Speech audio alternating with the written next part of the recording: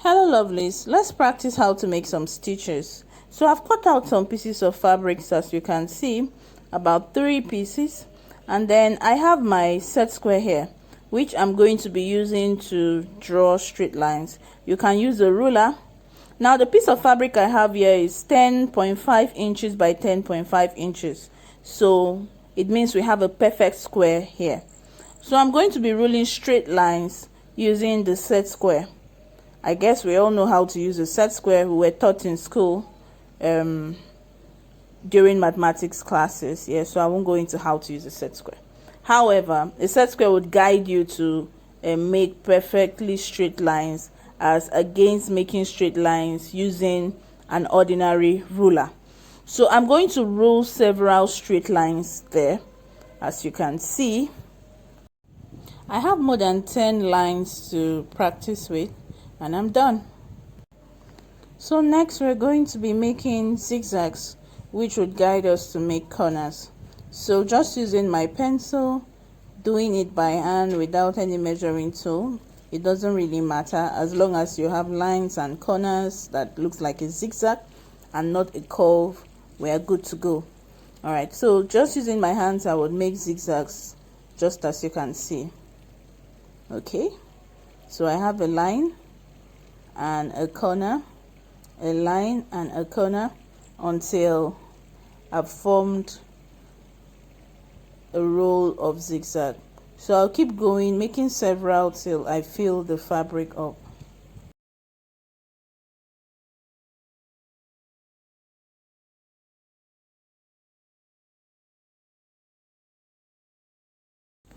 So next I'm going to be making circles.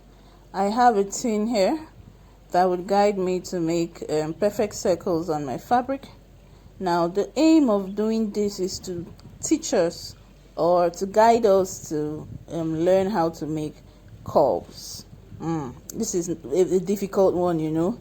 It's not easy to make curves. It requires a lot of patience. So using my tin, I'll make several circles on the fabric, yeah, so I can have several circles to practice with to sew curves perfectly. So there I have my circles to practice to make curves. I have the zigzag to learn how to make lines and corners, and then I have straight lines. So now we'll head to the sewing machine and practice. So now we are going to be practicing how to make straight stitches following the pen marks on our fabric. Okay, so first and foremost, I've moved my thread all towards the back, as you can see. Then I slip my fabric underneath the presser foot. Next thing I'll do, I would put my needle in at the beginning of the line before dropping down the presser foot. So that way I know that my needle is already at the beginning of the line. All I have to do is control my stitching to follow the line.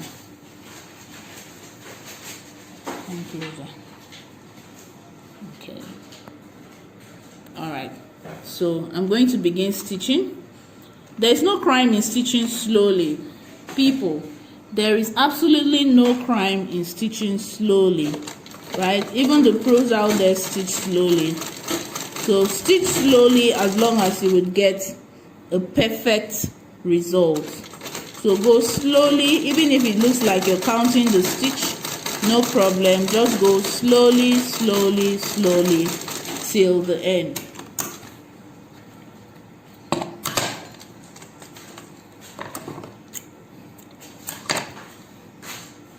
You can see our result. We stitch right on the line because I stitched slowly. This is the line, the first line, and I stitched using black thread so that with the contrast you can see the difference between the thread and the fabric, and you can pick what the stitch looks like. Right? You can see. So I'm going to repeat the same thing on the second line. So I move my thread towards the back lift up my presser foot and lift the needle up. I will slip my fabric underneath the foot. First move my needle in at the beginning of the line before I drop the foot. Then slowly I would sew following the line. The secret to perfect stitching or a straight stitch is going slowly at the speed you can control. Right, so I'm done.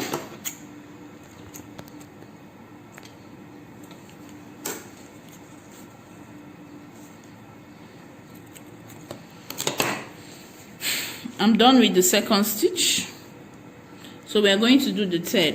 Now this time I'm going to practice how to make a knot. We're going to make a knot at the beginning of the stitch. It takes practice to make a perfect knot. So you drop your needle in at the beginning of the line. You drop the presser foot down. All right, now we are going to make a knot. Okay, so to make a knot, move your flywheel, make 2 stitches forward, 1, 2. Move your stitch regulator to the reverse. Remember this when I exposed it to sewing machine parts function and use. And make 2 stitches backwards, 1, 2. Return the stitch regulator back to the straight stitch position to your desired stitch length. I said between 10 and 7 is a very comfortable or one of the best position to place the stitch regulator to get the permanent stitch, and then you continue stitching slowly, following the lines. Slowly, walk at a very convenient speed. The speed is not important. What is important is the result. For now, at least. For now. All right. So you're going to repeat the same process all through till the end. All right, so now we're going to practice how to make corners, right? So I did a zigzag with my pen here on the fabric to serve as a guide. So this is what you do. You put your fabric in, put your needle down at the beginning of the line, drop your foot down once again, and then make your stitch following the line.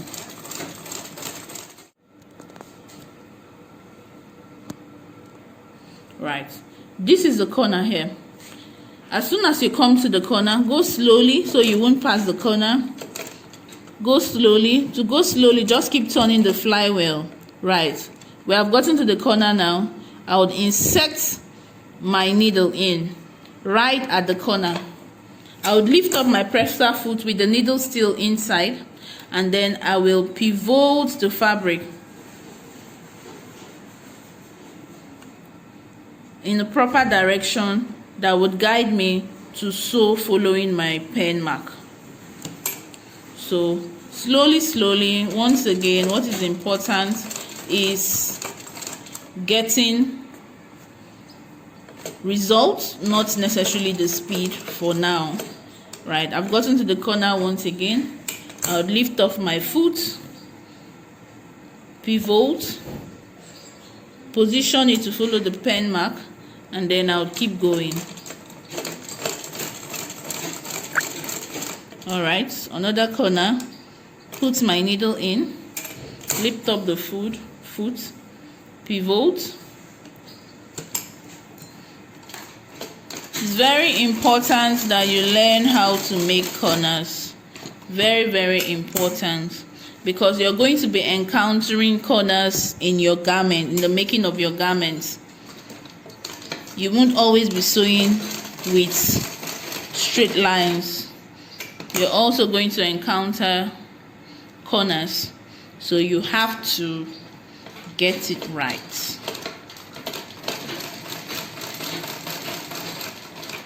All right.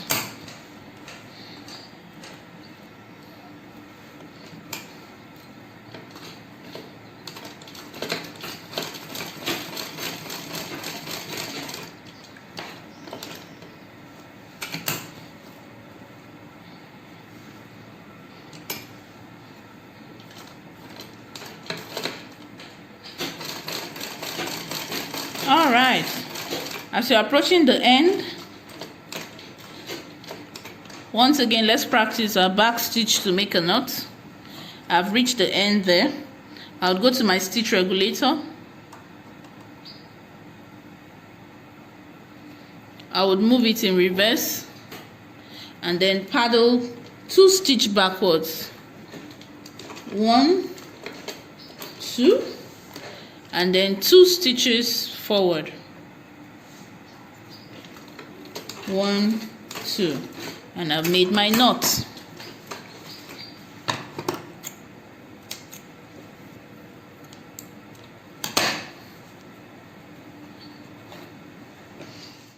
Okay, so the circles here would guide you to learn how to make curls. This is the most difficult. It requires a lot of patience and focus and, a desire to get excellent results. So you come to any part of the circle. There's no beginning or end of the circle. So any part of the circle, you put your needle in, and then you begin to stitch slowly, slowly.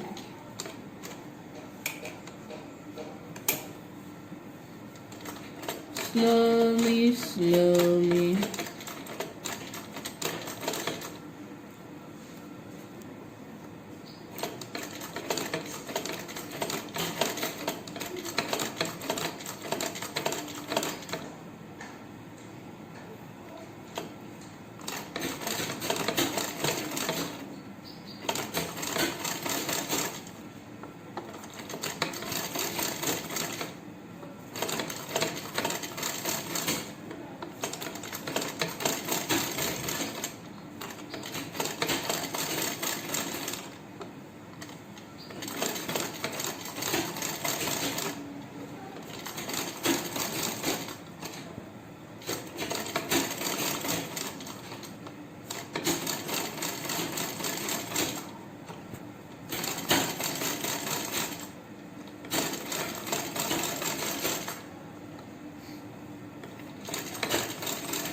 Okay, and I've gotten to the end.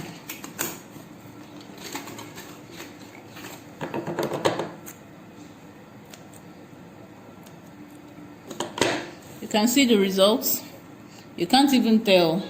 You can't even tell the difference between the pen and the thread, the stitch, because of how perfect it looks. The secret is in going slowly. Handle or work with the machine at a speed you can control. That's the secret. They know they give person award for who speed for sewing. Now who gets excellent result, now in the collect award.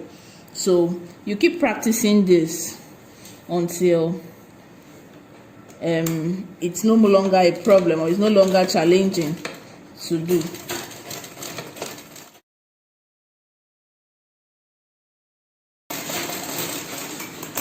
All right.